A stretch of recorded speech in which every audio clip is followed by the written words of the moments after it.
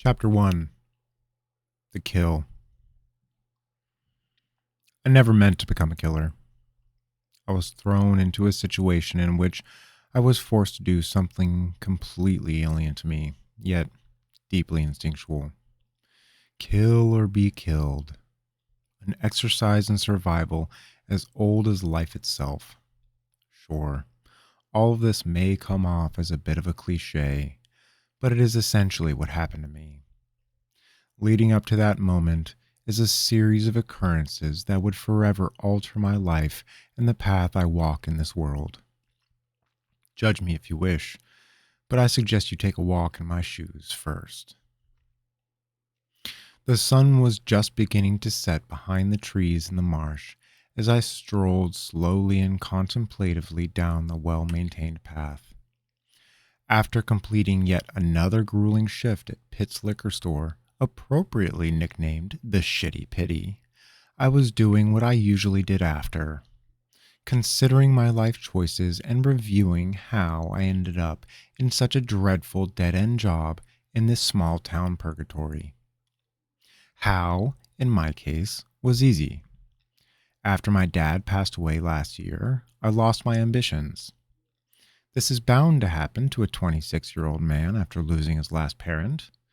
My mother had disappeared 24 years prior on an errand for milk. After my dad died, I inherited what little the old man had in the way of possessions. This consisted of my childhood home and his old sky blue and beat to hell 84 Chevy pickup. Furthermore, his life insurance policy had provided me with more than enough to survive, which is what made me question the damn liquor store job so much. Shortly before my old man bit the dust, I was failing in my second attempt at a bachelor's degree in anthropology. For some reason, I was still endeavoring to discover myself. I had firmly and effectively sabotaged my first semester at the local university. Reeling after my first true failed attempt at school, I took a semester to shake off the blues. This was not voluntary, of course. When you fail a semester as badly as I did, the school makes you sit one out. I then returned the following semester to try again. Unfortunately, the undercurrents of sabotage persisted, and I failed again. Part of my troubled mind has entertained the possibility of my failings leading me to some sort of twisted fate. Everything I had been through, every trouble and sorrow I weathered, had been leading me to that moment of pure, unadulterated truth. After my second failed attempt at college, I moved back into my old room at my dad's and wandered around aimlessly until one day he snapped at me to go get a job and stop moping around his house. Thus, I landed the liquor store gig. Just a few short months later, he passed away. Stroke. Dead at the age of 52. And so, the process of events leading to my life-changing milestone unfolded quietly around me, slowly setting the pieces in motion.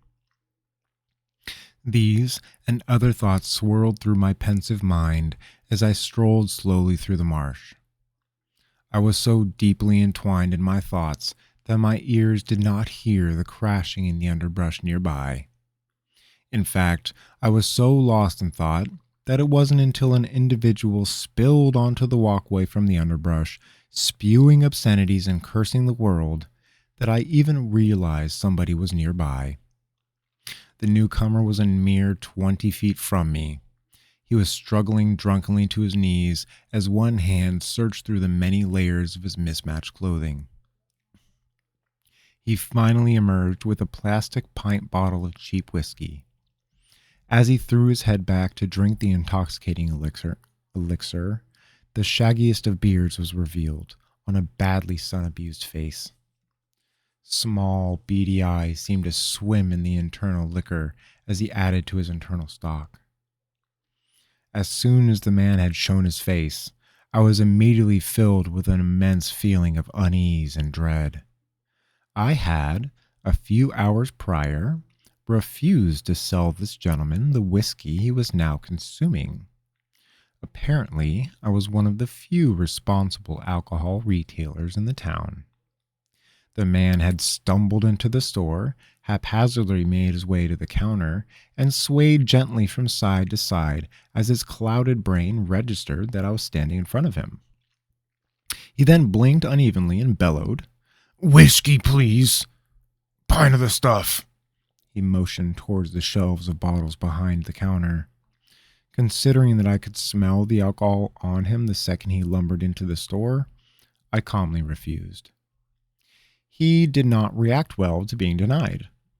He spent a solid 5 minutes stringing together a colorful array of insults and obscenities that would surely make a hardened sailor blush. After the enlightening display of his knowledge of foul words, he burped, then turned and wandered out of the store, swiping a packet of donuts on his way out. I had hoped that I would not encounter this guy again anytime soon. Alas, small town hell surrounded me. The shock of being yanked from my mental reverie to discover this asshole drunkenly crossing my path quickly faded as my brain screamed at me to move. I was in the middle of the marsh, near sunset, with not very many people, if any, around. The area was fairly remote and on the outskirts of town. Not a good place to be with an angry drunk who has a grudge against you. I spun quickly on my heels and began to retreat the way I had come, as quietly as I could manage. Sadly, fate had other plans in store. "Hey," the man said from his perch on his knees behind me. "Hey, you got a smoke?" Immediately, I felt in my left front pocket, where I always kept my keys, my lighter, and my pack of cigarettes. The deeply ingrained habit gave me away as a smoker, so, without breaking pace, I slightly turned my head and replied, "Nah, man, sorry." A slight delay of a few seconds had the tension and apprehension at what was to come escalating to a climax that spread a sense of panic and dread to every inch of my body. I knew what he was going to say before he even said it. "Hey," he said slowly. "Hey, I know you." I heard him amble to his feet with purpose behind me. Trouble. "You're that son of a bitch that wouldn't sell me my booze earlier." Shit. I stopped walking and glanced back over my shoulder, taking in the drunken and disheveled man. "Sure am. 'Tis what usually happens when one stumbles into a liquor store as saturated as the oak planks of a cask." "Fuck you, man. I wasn't drunk. You don't know me. You can't say I was drunk." He punctuated the last statement by pointing a grimy finger at me accusingly. I sighed deeply. As a retailer of liquor, I am mandated by the ABC to, "Man, fuck that shit. There ain't no fucking ABC around these parts. This is Humboldt, you stupid fuck. You can get away with murder around here. You just said no to me because your faggot ass hates homeless people." Oh, trust me, dude. I would have and do refuse anyone alcohol comes in as tossed as you were and still are. I don't give a flying fuck about you being homeless. I just didn't think it would make you such an entitled prick. I had let my temper slip a bit. I watched the bite of my words sink into his face as my stomach dropped down to my toes. It occurred to me, with slightly terrified amusement, that I should probably turn tail and run. I watched the rage spread from his eyes, to his face, to his spine, and down throughout his body as his muscles tensed. "Run, you stupid fuck, run!" But I simply stood there, as time slowed to an agonizing crawl, and watched this grizzled man with murder in his eyes charge at me. Thankfully, my instincts sprung into action and saved my frozen brain, preparing my body for the now inevitable collision. Shit. This is bad. The man slammed into me with enough force to knock the air out of my lungs before we even hit the ground. However, That didn't make the landing and the subsequent heavy-ass grown man landing on top of me hurt any less. Stars swam in my eyes as he slowly grappled to his knees. My own brain registered only pain and panic, signals shooting down my spine as my system did a self-check, toes and fingers twitching. The fog slowly seemed to recede from my mind. Good thing this guy is drunk as fuck, or I'd be dead meat right now. The man managed to secure himself on top of me and landed a solid punch squarely across the left side of my face. I felt my nose crack and break with a sickening crunch, and blood started streaming down my face. The stars danced through my vision as the fog regained its crippling hold. I came back through to him digging in the folds of his filthy clothes, with one grubby paw planted firmly on my chest. "I'm gonna teach you a lesson you'll never forget, boy," he spat down at me venomously as his searching came to fruition. His hand emerged with a small dagger, probably originally intended for hunting or fishing. Not of the greatest quality, but I was sure it would get the job done. Panic, as I had never known it, now surged through my veins, and my brain finally snapped clearly out of the fog. I kicked up with my right leg as hard as I could, managing to land the tip of my foot at the back of his head with enough force to daze the man. With the strength of a cornered animal, I heaved and bucked my hips, swinging him to the side and off of me. He hit the path with an audible oof, and I was finally able to rasp a shuddering gasp of fresh air. As my lungs filled and oxygen returned to my adrenaline-filled brain, I registered that he had started rolling onto his side to come back at me. Instincts to the rescue again as I tugged my upper body to the side and away from the man as the blade slammed into the ground where my chest had resided mere seconds before. I used my momentum and the sheer terror produced from the sound of the blade hitting the gravel path to propel me to my knees and then on top of the man. I managed to grab his forearm as the blade came at me again and slammed the hand back to the gravel, knocking the weapon from his grip, and it clinked to the ground a mere few inches away. Before he could try to make a move for the knife again, I repaid him for my broken nose with a hard right hook to the temple. Pain spiderwebbed up my arm from the impact with his skull, and my brain registered that another swing was not wise. His dazed eyes swam to the side once again, settling on the blade. As quick as lightning, my body sprung into action, and my uninjured hand slapped against the hilt of the knife on the ground. He tried to weakly buck me off as I regained my balance on top of him, blade in hand. "Fuck you!" I screamed as I plunged the blade deep into his chest. Time seemed to stop for the moments that elapsed immediately after. The only thing that existed was our eyes meeting as rage poured from me and shock racked through him. Then time returned with a whoosh, and suddenly I heard the birds calling and the insects chirping. Nature prepared for night, the diurnal critters returning to their nests while the nocturnal ones shook sleep from their limbs. And the gurgling that came from the man's lips will be the sound that haunts me until my dying day. A horrible bubbling sound as he tried to breathe around the blade lodged in his chest. The sound seemed to last forever as blood began pooling around the blade, slipping across his chest and down to the path. I looked into his eyes, and a deep and terrifyingly dark thought shot through my body as I watched the life leave the man. Oh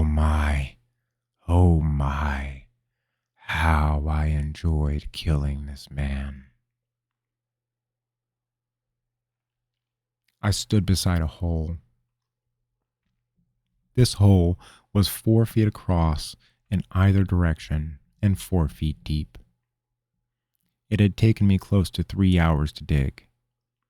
It was just after midnight as the moon passed behind the clouds and shrouded my dirty secrets in darkness.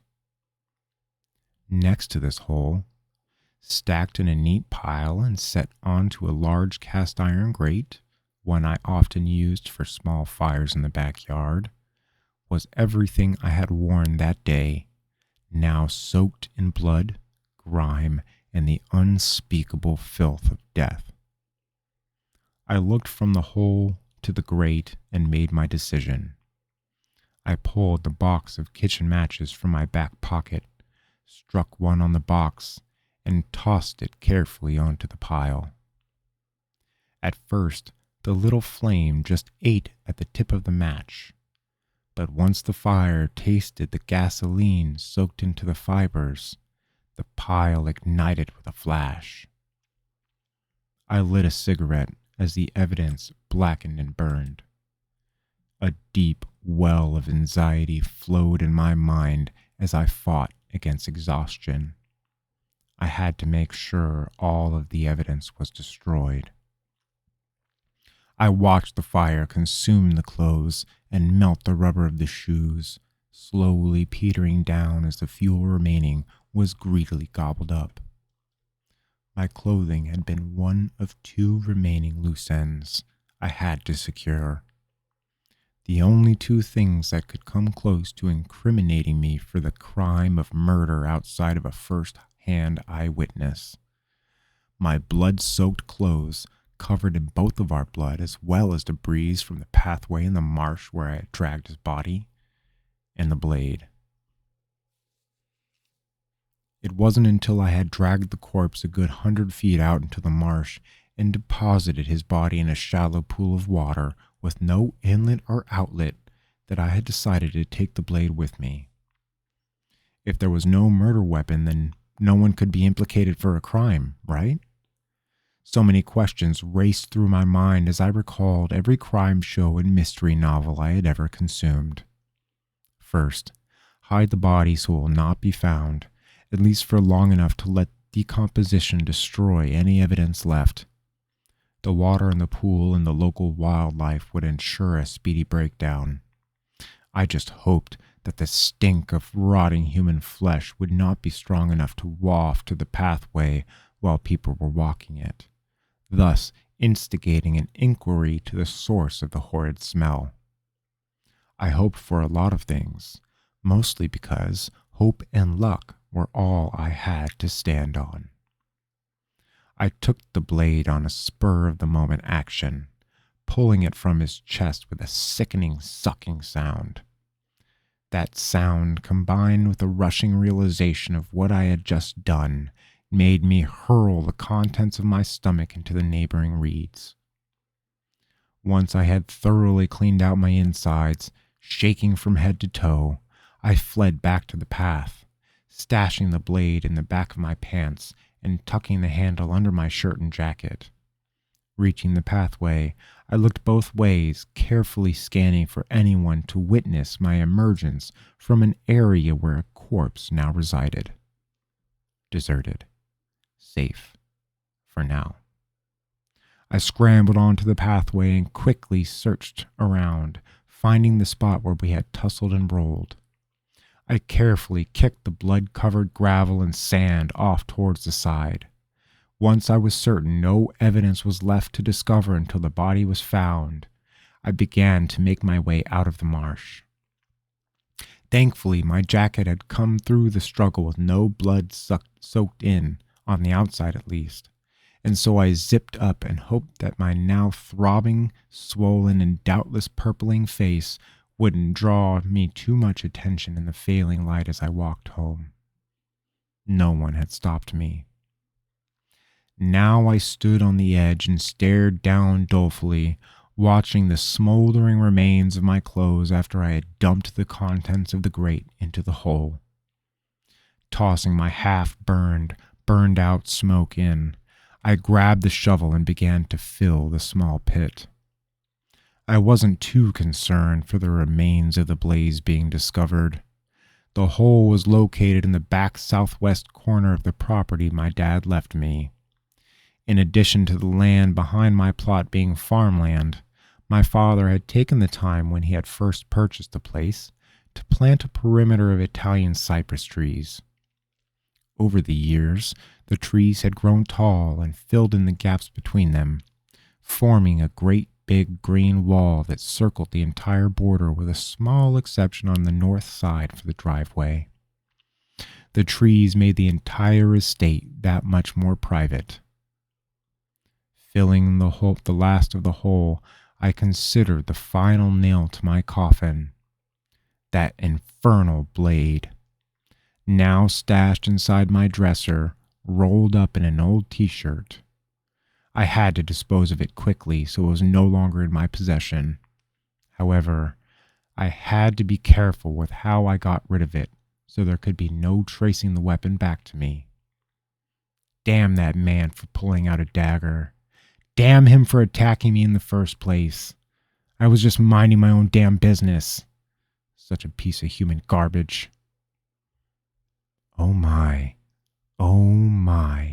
how I enjoyed killing this man.